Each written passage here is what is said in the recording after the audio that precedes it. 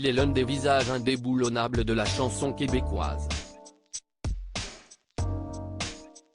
À l'image de son compatriote Garou, Daniel Lavoie, qui fête en ce vendredi 17 mars ses 74 ans, a connu le succès à l'aube des années 2000 avec l'incontournable comédie musicale Notre-Dame de Paris.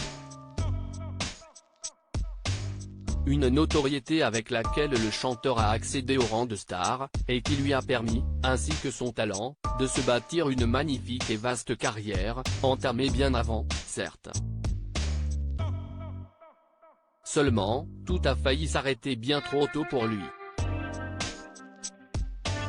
En effet, au cours de l'année 2016, il a été victime de sérieux problèmes de santé, comme il l'avait lui-même révélé en interview. Je suis passé proche d'y passer. Si est-il derrière moi, j'espère. Ce que j'ai ne fait pas de métastase, alors je suis un homme chanceux, avait-il confié au journal québécois La Presse à propos de son infection pulmonaire qui l'a contraint à être hospitalisé plusieurs jours au Canada. L'artiste s'est en tiré avec une immense cicatrice allant du thorax jusqu'au cou. Si est existentiellement enrichissant et intéressant, même si l'incertitude de la maladie n'est pas facile à vivre. J'essaie de trouver le bon côté de tout, ajoutait-il alors à ce sujet. Je n'ai plus l'énergie que j'avais heureusement, Daniel Lavoie a pu vite récupérer pour aller de l'avant.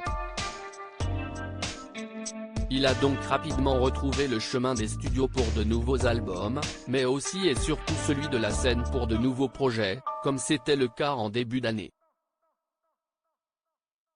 En 2022, il s'était à nouveau confié auprès du même média.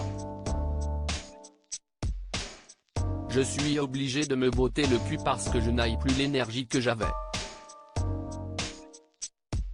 Mais j'aime ça, ça me garde vivant, en contact. Et ça me permet de faire de la musique avec de bons musiciens, déclare celui qui n'a pas hésité une seule seconde à reprendre son rôle de Frelot pour le remake de la comédie musicale qui l'a rendu célèbre. Aujourd'hui, il affirme faire ce qu'il faut pour aller bien et n'aurait plus de problèmes de santé. Il réside en Italie, à Bologne plus précisément, et a notamment composé des chansons en italien. Une ultime preuve de son immense talent, comme si la musique lui avait permis de braver le pire alors qu'il a frôlé la mort de près.